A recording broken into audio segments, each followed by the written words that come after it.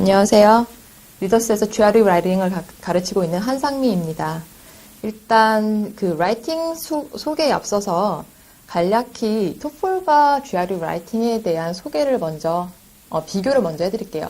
일단 여러분이 많이 접해보셨을 시험 중에 하나인 토플 라이팅과 GRE 라이팅의 제일 큰 차이점은요. 토플은 외국인이 자신의 어학적 능력을 증빙하고자 하는 자료로 사용될 기록입니다. 그래서 그 GRE 라이팅과 제일 큰 차이점은 일단 그들은 토플에서는 다양한 문장과 다양한 고급 어휘 그리고 여러 가지 문장 능력을 보여주는 게 일단 점수를 고득점에 가고자 하는 가장 좋은 방법일 텐데요. 일단 GRE 라이팅에서는요. 우리가 다양한 표현을 갖다 접근하는 건 사실 기본적인 문제입니다. 왜냐하면 GRE 라이팅의 제일 큰 타겟은 네이티브 즉 영어권 국가에 거주하고 있는 학사 이상의 학생들을 포커스로 했기 때문에 일단 그들한테 좋은 점수를 받기 위한 건 다양한 문장력보다는 이들이 학사 과정을 지원함으로써 어떤 논리적 사고 능력과 비판적 사고 능력, 분석적 능력을 갖고 있는지 이걸 평가하기 위한 시험이기 때문에 일반적으로 갖고 계시는 토플식의 라이팅으로 GRE 라이팅을 접근하시게 되면 여러분한테 만족스러운 점수가 근접하기는 쉽지가 않을 거고요. 일단 저희 GRE 라이팅은요. 여러분의 성적표에는요. 아와라고 기재가 됩니다. 지금 보시다시피 첫 번째 큰 문구에 Analytical Writing Assessment이라고 얘기하는데요. 분석적 글쓰기 평가라고 얘기합니다. 일단 여기 평가에서 보고자 하는 평가 요소는요. 제가 빨간색 볼체로 해놓은 Critical Thinking과 Analytical Writing 이 두 가지 단어를 좀 집중을 해주셔야 되는데요. 일단 Critical이라는 단어는요. 일반적으로 우리가 알고 있는 비판적 단어라고 생각을 많이 하는데요. 물론 비판적 사고이기도 하지만 일단 이 내용을 면밀히 살펴보면 합리적이고요. 그 다음에 논리적인 분석, 평가를 요구하는 방식입니다. 그리고 Analytical Writing 같은 경우에는 Analytical이라는 단어 자체가 분석적이라는 단어를 얘기하는데요. 이 GRE는요. 토플과 달리 학사 이상의 고학력자를 대상으로 시험을 보고 있기 때문에 이들이 사용하는 단어가 명백한 단어가 아닐 확률이 되게 높습니다. 그래서 ambiguous한 즉 모호한 단어를 일부러 사용함으로써 그들이 이 단어를 어떻게 define하면서 자신의 바디를 갖다가 이루어내는지 이것 또한도 이들한테 가장 큰 평가 요소 중에 하나입니다. 일단 GRE 라이팅 같은 경우에는 두 섹션으로 이루어져 있습니다. 첫 번째 섹션은 순서가 항상 고정적으로 이슈 섹션을 먼저 만나게 될 거고요. 이슈 섹션 같은 경우에는 시간은 30분으로 제한이 됩니다. 그리고 만점은 6.0이고요. 평가는 0.5 단위로 이루어집니다. 여러분이 알고 계시겠지만 GRE ETS 홈페이지에 들어가시게 되면 이들이 이슈 토픽 152개를 공개해 놨고요. 이 토픽 안에서만 여러분이 출제된 문제를 만나게 될 거고요. 확률은 152 중에 여러분 한 문제를 시험장에서 만나게 됩니다. 이때 이슈 태스크에서 요구하는 방식은요. 제시된 한 문장 또는 두 문장 정도의 명제나 주장들이 펼쳐집니다. 그래서 이 문장에 대한 자신의 찬반 의견을 기술해주는 방식으로 디벨롭이 되어야 됩니다.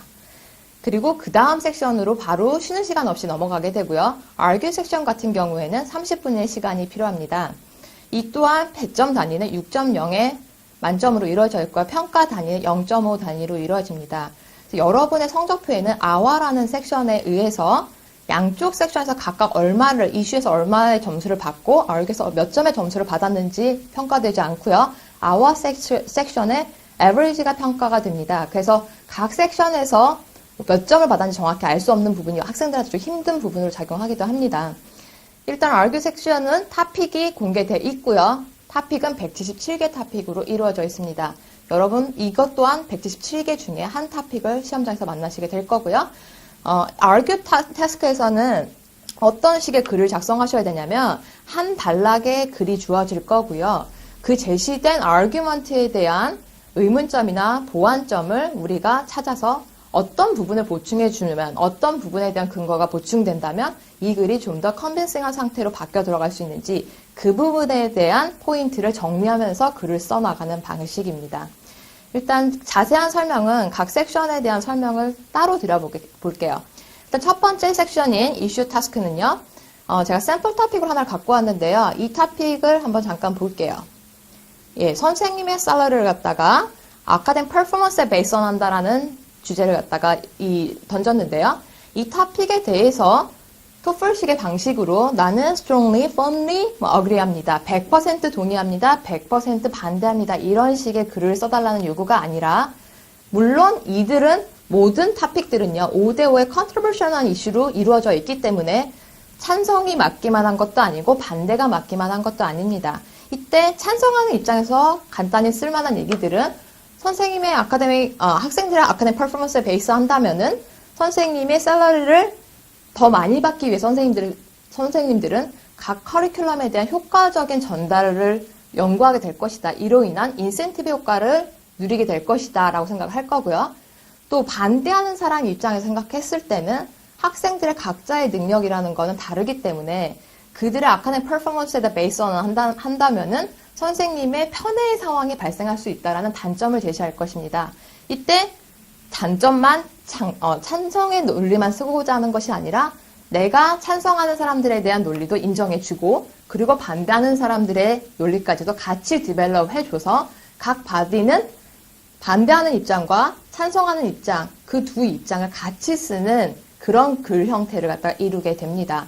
이때 이슈 태스크 같은 경우에는 토픽의 개수는 152개로 공개가 되어 있지만 이 토픽에서 그들이 쓰는 소재는 한 8가지 정도로 대략적으로 압축이 되는데요.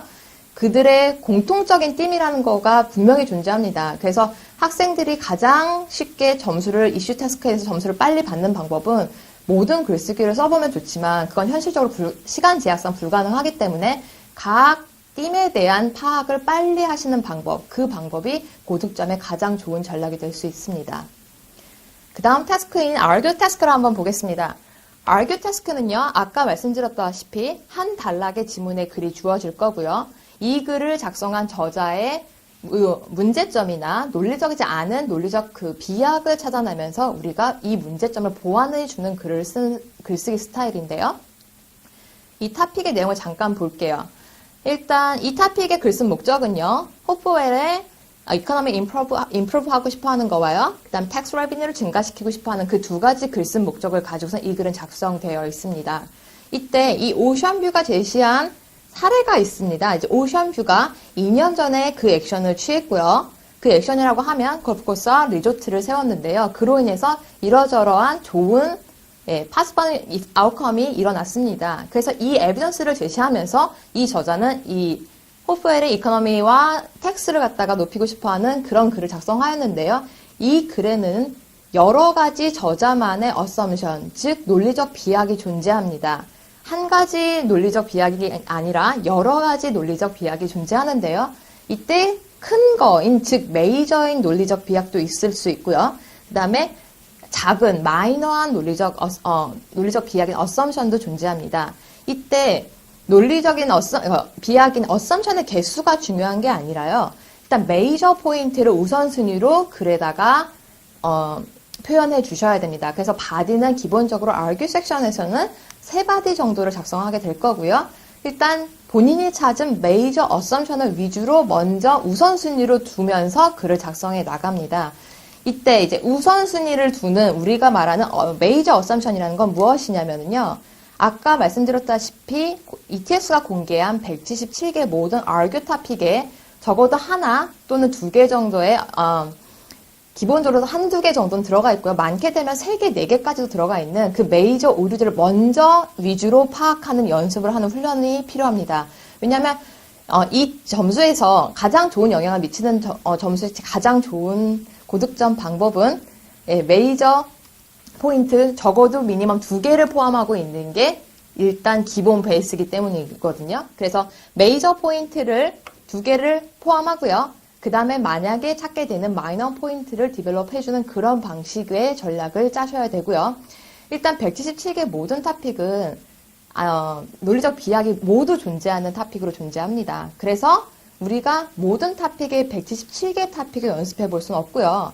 이때 ETS가 177개의 여러 가지 소재를 다양하게 만들어냈지만 그 안에 이들이 쓰고 있는 한정적인 논리적 오류라는 것은 제한적이기 때문에 이 제한적인 논리적 오류를 빨리 숙지함으로써 새로운 소재에도 다양하게 응용하는 방법을 익히게 됩니다.